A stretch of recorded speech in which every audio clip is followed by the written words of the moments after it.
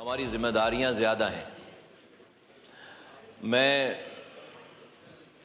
بالکل اس موقع لاسٹ جو ہمارے یہاں اجلاس ہوا تھا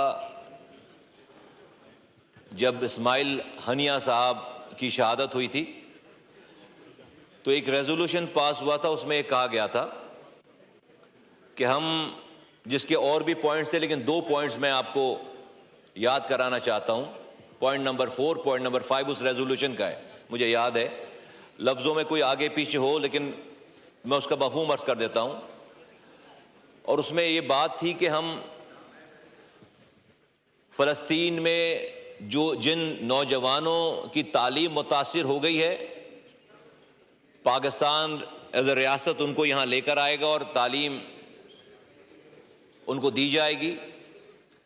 اور دوسری بات اس میں یہ تھی کہ کچھ وہاں سے زخمیوں کو لفٹ کیا جائے گا, لے کر آیا جائے گا اور یہاں پر ان کا علاج کیا جائے گا. میں جناب عالی کوئی درجن 2 درجن کے قریب اسٹوڈنٹس آئے وہاں سے, لیکن آج اس آپ کے توسط سے میں دوبارہ یہ بات کہنا چاہتا ہوں اپنی پارٹی کی طرف سے, اور یقیناً جب حکومت کی کیبنٹ میں مجھے موقع ملے گا تو میں یہ بات کروں گا, اور مجھے پتہ ہے کہ میری بات انشاءاللہ تعالیٰ مانی جائے گی, سنی جائے گی. میں یہ تجویز پیش کرتا ہوں اس ایوان کو, آپ اس کو ریزولوشن کا اگر حصہ بنائیں کہ کم سے کم 100 فلسطین زخمی بچوں کو ریاست پاکستان لفٹ کرے ان کی فیملی کے ساتھ.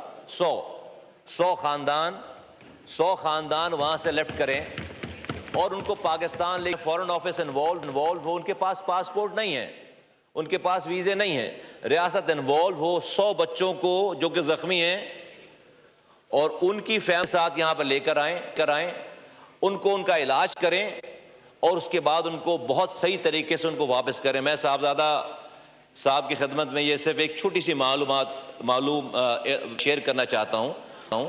آپ جب یتیم بچوں کی بات کر رہے ہیں یہاں لانے کی, یہ شاید کوشش کہیں ہوئی ہے. فلسطین کے لوگ اپنے زخمی بچے کو بھی زمین دینے کے لیے تیار نہیں ہیں.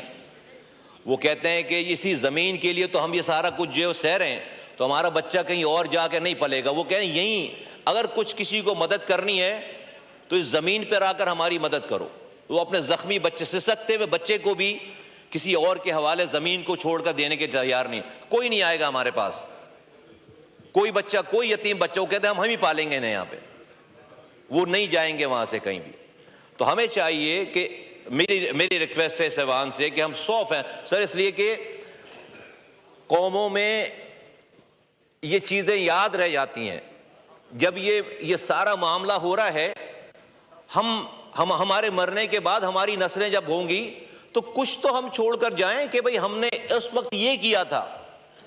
چلیں اللہ کے پاس تو ہم نے جا کر اس کا حساب کتاب دینا ہی ہے, اور اس نظام کا ساری چیزوں کا حساب ہونا ہے. سارے کیا ہمارے بس میں ہے, کیا ہمارے بس میں نہیں ہے, ہم کیا ہماری وقت ہے, ہم کیا کر سکتے ہیں, اور جو جس کے پاس کرنے کے اختیارات ہیں وہ کر رہا ہے نہیں کر رہا ہے. ایک ڈفرینٹ یہ ہے, یہ ہوگا سب کا حساب کتاب.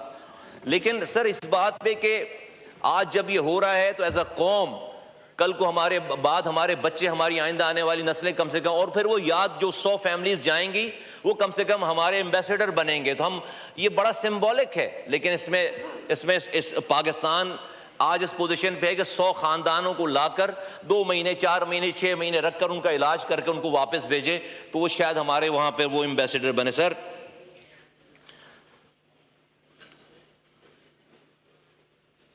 ہم نے کا اجلاس جاری ہے, وزیر صحت مصطفیٰ کمال اظہار خیال کر رہے تھے. سبسکرائب کریں اور بیل دبائیں تاکہ کوئی خبر رہ نہ جائے.